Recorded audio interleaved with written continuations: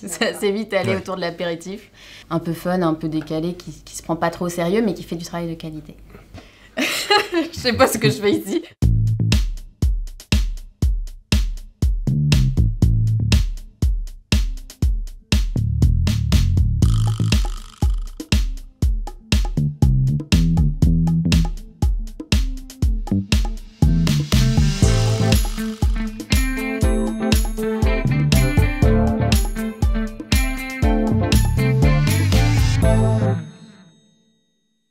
Bonjour Quentin, bonjour Morgane. Salut Marine. Salut Marine. Ça va? Très bien. Et toi? Super.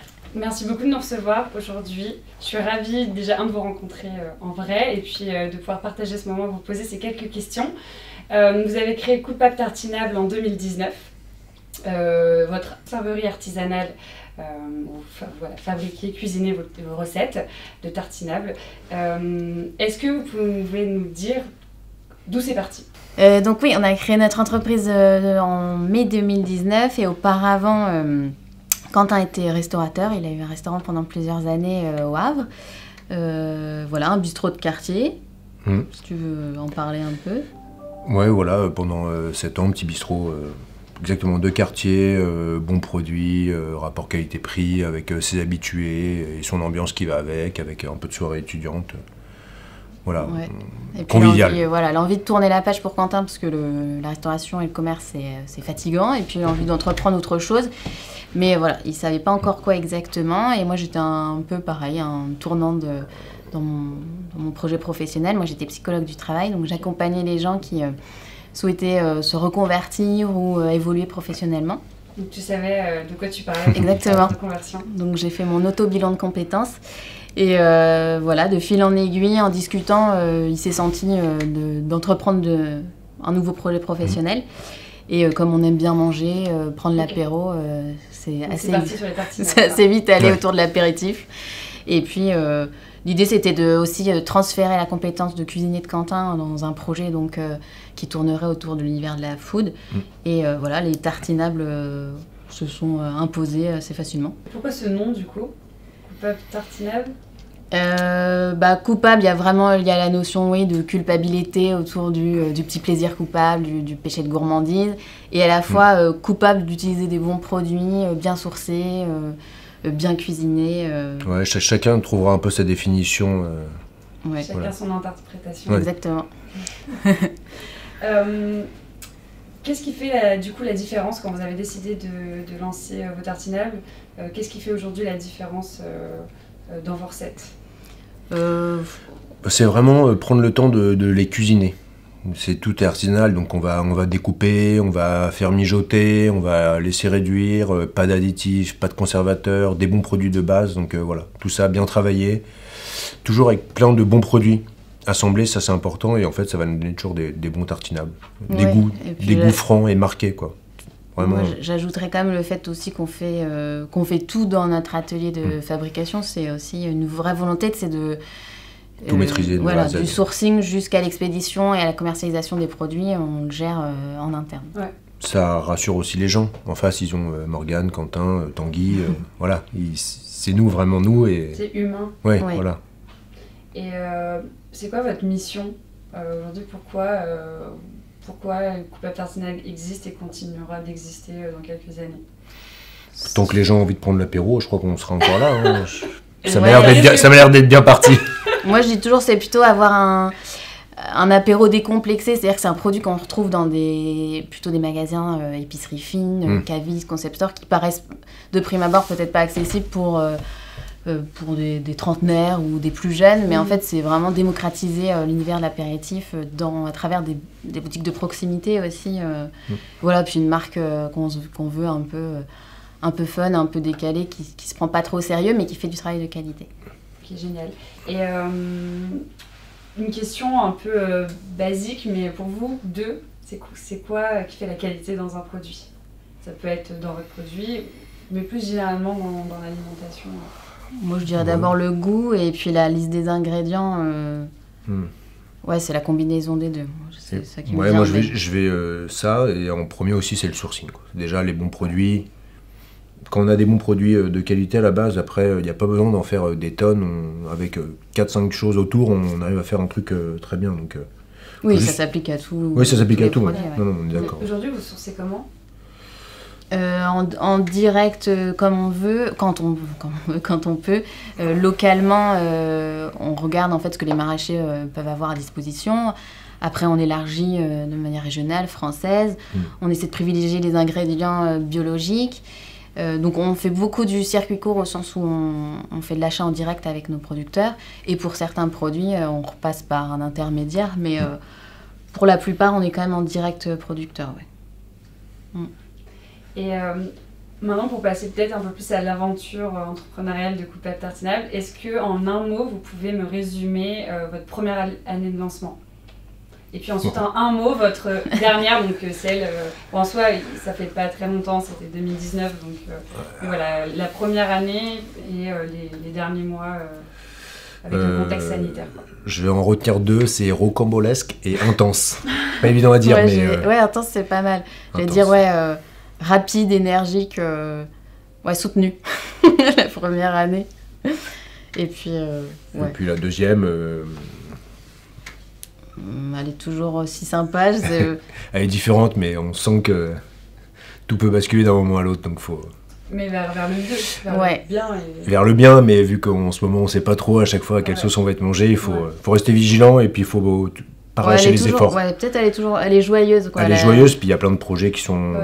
Puis nous, il y a plein de choses qui se passent tout le temps, tous les jours ici. Il n'y a aucune journée qui se ressemble. C'est dingue. Ouais, c'est jamais passé aussi vite. Et vous continuez d'agrandir votre équipe. Donc est-ce que, en termes de recrutement, etc., à quel niveau vous voulez aller ? Est-ce que vous avez envie de devenir grand ? Est-ce que dans 5 ans, où est-ce que Coupable Tartinable sera ?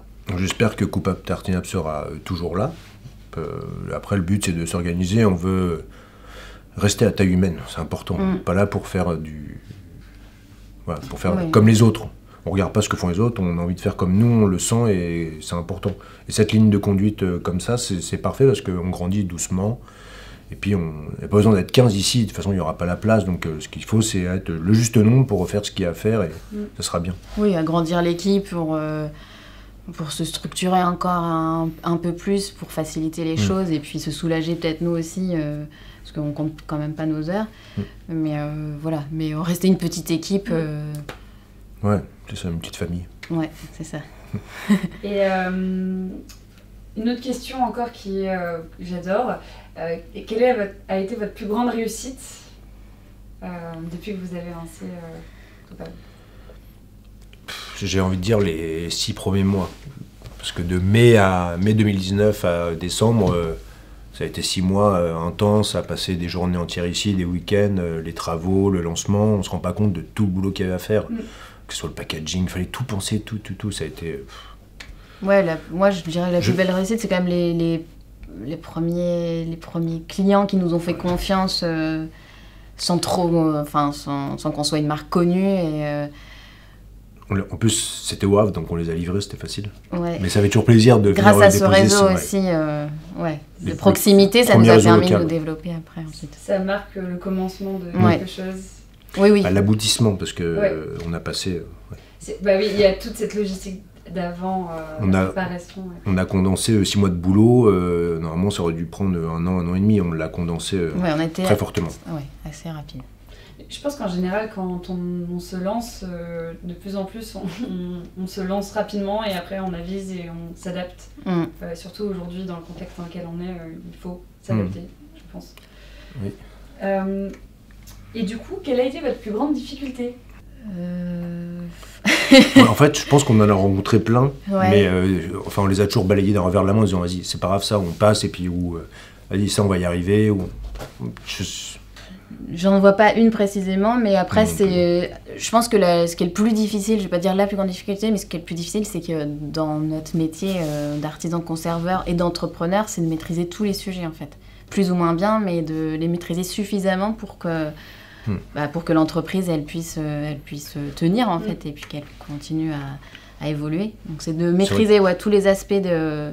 Difficultés, mais surtout beaucoup d'interrogations. Mais en fait, après, nous on a la chance, c'est qu'on est 2.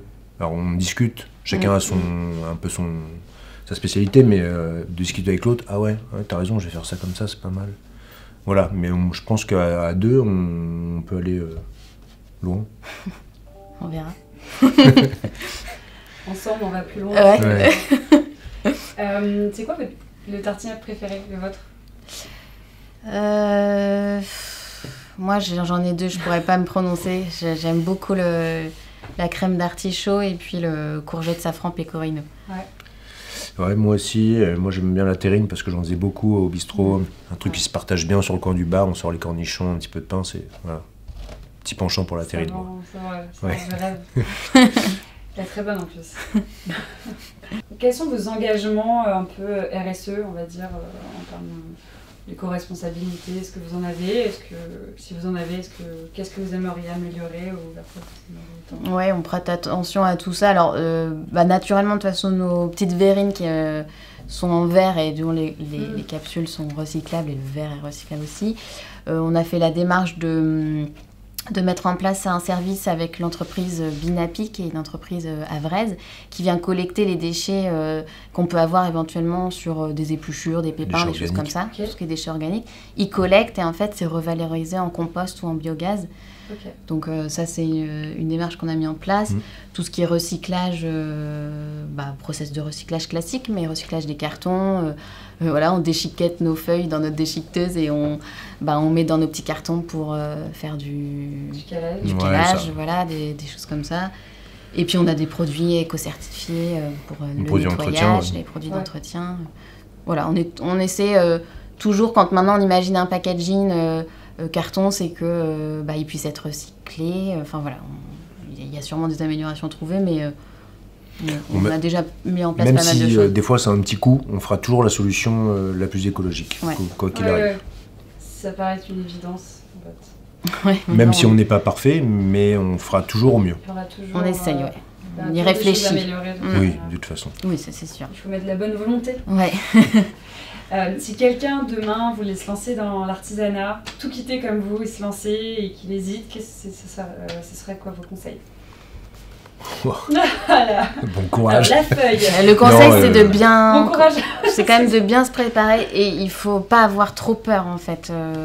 Nous, on fait un bon duo parce que moi, je suis plus craintif que Quentin. Quentin n'a pas peur et a fonce, un caractère fonceur. Et moi, je suis plus dans la retenue.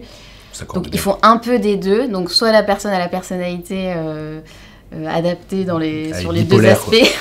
Elle fonce mais elle se retient un peu. Mais ouais, c'est de pas avoir trop peur, mais d'être suffisamment bien construit et bien câblé pour se dire attention, il y a quand même des points de vigilance. Ouais, tout seul c'est dur de penser à tout. Bon, après ça dépend quel projet, mais c'est vrai que c'est bien des fois d'être un peu entouré, de demander l'avis des autres. On pense toujours que, c'est vrai qu'on a beaucoup de discussions comme ça, en parler, non, on va se faire piquer l'idée, mais finalement, des fois en parler, on aura toujours un coup d'avance sur les autres, même si on en parle. Et puis c'est pas parce que d'autres personnes veulent vous piquer l'idée qu'ils vont la faire aussi bien que vous. Chacun a sa... Ouais. Ouais, tout à fait. Mais c'est top comme aventure, c'est top. Mais après, la vivre seule, ça doit être encore autre chose. Nous, on la vit à deux, donc je pense que c'est... Et entreprendre en couple, comment ça se passe? Pour nous, ça se passe bien. Très bien, même. Comme ça, on peut s'engueuler à la maison et aussi au boulot, donc c'est génial, quoi. Non, ça se passe bien. Ça a plein d'avantages. C'est qu'on discute de beaucoup de choses. Après, on emmène aussi les sujets à la maison, donc on continue d'en parler à la maison. Donc, faut faire attention un peu à la frontière entre la vie personnelle et la vie professionnelle. Mais sinon, ça se passe plutôt bien. Ouais. Moi, je suis très content de travailler avec Morgane. Et en plus, ça me fait grandir au jour le jour. Donc, oui, on avait deux visions de l'univers professionnel différents. Et finalement, on se retrouve assez bien, alors qu'on n'est pas issus du tout des mêmes formations. Non, c'est plutôt chouette. Très bien. Bon point. Ouais. Très bon point pour nous. Mais je pense pas que tous les couples peuvent y survivre. Oui. Ouais, ça faisait longtemps qu'on se connaissait et qu'on s'éprouvait au quotidien. Je pense qu'il faut se connaître. Ouais. Où est-ce que vous voyez l'artisanat dans 5 ans? Moi, j'ai plutôt l'impression que ça prend enfin, que ça va plutôt vers le bon. Enfin, Ouais. qu'on revient plutôt à des valeurs justement artisanales, plus locales, plus... On n'a jamais vu autant de gens se reconvertir dans Ouais. l'artisanat. Du manuel, mais que ce soit dans l'artisanat, le bois, enfin n'importe, même maçon, plombier, enfin voilà, des vrais métiers manuels. Plein de gens qui reviennent à ça et moi, je trouve que c'est plutôt c'est très ça va bien. plutôt dans le bon sens, ouais. C'est vrai que chez Idéaliste, on référence beaucoup de produits et avec des artisans qui ont des histoires un peu comme la vôtre, qui se sont totalement reconvertis, qui ont tout quitté, qui étaient dans des grands groupes ou qui étaient tu vois, dans la restauration, ou même Asna Chocolat, elle est à Bordeaux et elle était actrice, mannequin au Maroc et elle s'est reconvertie en chocolatière. Enfin, c'est des tournants de vie qui sont assez extraordinaires et inspirants aussi. Dans le contexte aujourd'hui, parce que ça ne doit pas être facile de passer le cap. Non, c'est pas facile, mais franchement... J'y ai jamais pensé. on- Moi, je suis enfonceur, Morgane Ouais, te l'a dit. ouais. Elle me freine, mais... Mais moi j'ai l'impression d'avoir toujours fait ce métier-là, même si j'ai adoré faire ce que je faisais avant. J'ai trouvé mon équilibre hyper facilement. On est libre. En Ouais. fait, c'est les gens, ils peuvent, ceux qui sont dans un groupe ou qui ont un patron. Moi, je l'ai revécu après le bistrot pendant 9 mois. C'est dur. Enfin, t'as plus ce sentiment de pouvoir faire comme t'as envie, quand tu le décides. Là, on décide d'un truc, le lendemain, on l'a mis en place, une semaine après, c'est réglé. Enfin, voilà. Oui, c'est ce que je dis toujours. Je trouve que c'est ce qui Ça, c'est est bien. grisant dans l'entrepreneuriat et dans le fait d'être son propre patron, c'est de prendre des décisions rapidement. Alors, il faut faire attention de ne pas les prendre trop vite, mais c'est, voilà, j'ai une idée, ça te parle, ok, tu valides, on y va. En fait, c'est souvent ce qui est plus compliqué dans une plus grosse entreprise, parce qu'il y a des strates, il y a des temps administratifs, des temps décisionnels. Donc là, non, on n'a pas ce temps-là. Nous, ça peut... c'est du matin pour l'après-midi. Ou du matin pour le matin, des fois, quand... Le matin, ouais. Quand vous êtes vraiment productif. Ouais, Ouais. c'est ça. Une dernière question, et pas des moindres, je l'adore cette question. À qui est-ce que vous aimeriez dire merci ? À Quentin. À Morgane.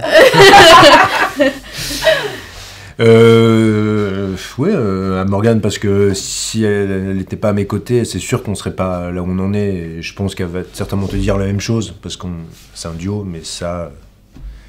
Ouais, oui. Et puis, merci aussi un peu à Tanguy. Eh oh. Il dort. Non, mais c'est vrai qu'on est bien accompagné, on est bien entouré, on a été bien aidé par tous les petits réseaux de distributeurs, même, enfin voilà. Ouais. Toutes nos rencontres, elles nous ont aidés en fait. Il y a plein de petites rencontres, même anodines qu'on a faites et qui nous ont vachement aidés. Et Oui. merci à tout le monde en fait. Et puis Et à nos clients. on Je veux dire, essaie de bien s'entourer, ouais. Si on n'avait pas tous les clients qu'on a, on serait certainement plus là. Mm. Parce qu'on a traversé, même si on a eu avec le Covid, c'était un peu compliqué, on a quand même traversé une période, ils nous ont bien soutenus, bien aidés, on a senti que le local faisait plaisir, donc les gens avaient envie de se faire plaisir, donc c'est bien. Oui, c'est vrai, tous les gens qui... Continuez. tous les gens qui croient en notre marque et qui nous font confiance, ouais. Continuez. Effectivement, ce sera le mot de la fin. Merci beaucoup de nous avoir reçus. Merci Et Marine. on va en profiter pour aller faire un petit tour de vos locaux. Peut-être rencontrer Tanguy. C'est Tanguy qui va faire la C'est balade. Tanguy qui va faire la balade. Et puis ensuite, on va aller cuisiner de la betterave. Ouais, tout à fait. Du coin. La betterave locale et bio. Ouais, C'est parti. C'est parti. let's go.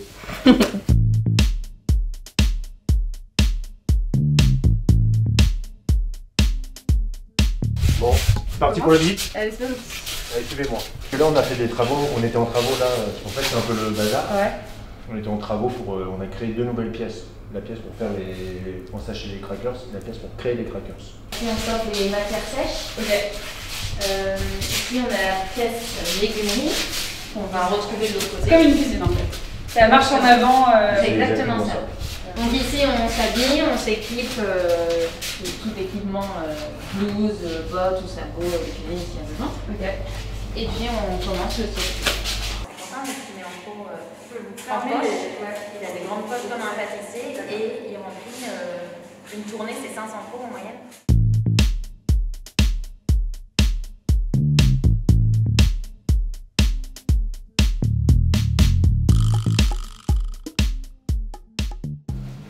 Hello Quentin, merci de nous recevoir dans ta cuisine. Ma grande cuisine. Ton immense cuisine. On va cuisiner aujourd'hui une recette à base de betterave locale, d'un producteur qui est pas très loin de chez vous. Ouais. Qu'est-ce qu'on va cuisiner? Dis-nous en moins plus. Alors on va faire un carpaccio de betterave avec une petite vinaigrette à l'orange sanguine, des noix, un peu de piment d'Espelette, du sel, de l'ail, de la jeune pousse d'ail d'un producteur qui est au Collège culinaire de France, la Maison Argentin, qui est pas loin d'ici. Lui fait un coucou alors. On lui fait un petit coucou bien sûr. Et puis de l'osso irati, voilà, pour le côté basque. La tienne est cuite. Ok, donc on retire la peau après. Et voilà, on cuit avec la peau, Okay. on retire la peau après, sinon on perd toute la couleur en fait. D'accord, ok. Et en fait, ce que je voulais te montrer, c'était voilà, en fait, la différence que tu peux avoir. Et ça, ça se mange cru. Ça se mange cru? C'est très bon cru. Comment tu recommandes de manger En salade, okay. avec une petite vinaigrette, un peu de coriandre, n'importe. Mais c'est très très bon. Et tu le coupes comment quand c'est cru? Alors, j'ai pris la mandoline. Tu peux très bien la faire en petit défunt. Okay. Le mieux, c'est de la râper comme une carotte en fait. Tu peux faire un mélange carotte-betterave. C'est super bon. Tu fais contrôle qualité? Non, je te fais confiance. Allez. Donc petite mandoline, et après à la maison avec un petit couteau, on peut aussi le faire, c'est parfait. Hein. Okay. On va faire quelques petites tranches assez fines. Ok. Voilà, donc il y a quand même un peu de mâche. Donc hop. Tu l'as cuit combien de temps la betterave? Ça peut être au four, ça peut être à la vapeur, ça peut être en cocotte, ça peut être à l'eau tout bêtement, voilà. Suivant la taille. C'est vraiment, on l'applique. Là sur celle-ci. 1h30, 2 heures. Donc tu prends une assiette. Et en plus je pense qu'un carpaccio c'est peut-être mieux avec une assiette plate. Celle que je voulais prendre. Ok, j'en prends une autre. Voilà. Alors, on prend des tranches de betterave. Ouais. De toute façon, tu auras les mains colorées. Ouais. Tu disposes, voilà, comme tu as envie, en rosace. Comme je le sens. Okay. Voilà, moi, je vais préparer en attendant l'osso irati. Moi, avec mon petit économe, là, je vais nous préparer des petits copeaux d'osso irati. Ok. Après, il y a des petits croutons, des noix, on va faire la petite vinaigrette ensemble et il y aura les petites pousses d'ail qui sont là. Voilà, c'est magnifique. Donc, je vais prendre cette assiette-là. On va mettre une petite pincée de sel. Ok. Vas-y. Dans cette assiette-là? Encore un peu. Parfait. Piment d'Espelette, pareil. Ouais, moi je mets encore un peu. Je vais mettre un tout petit peu de zeste d'orange sanguine. D'accord. Voilà. Hop. Je vais faire pareil sur la tienne. C'est beau. Ce contraste. Et après, là on va couper, on va prendre un jus. Un demi-jus. Alors, on va faire c'est trop beau. le demi-jus. Donc le sel, le piment d'Espelette, l'orange sanguine. Ouais, les petits zestes qu'on a mis au-dessus. Les zestes dessus, ouais. Donc là on va faire à peu près autant, c'est des petites cuillères. C'est du vinaigre balsamique ça? Oui. Ok. Mais là j'ai mis le balsamique parce que j'ai eu balsamique. Ok. Ça peut être tout, hein. Oui, ça peut être tout.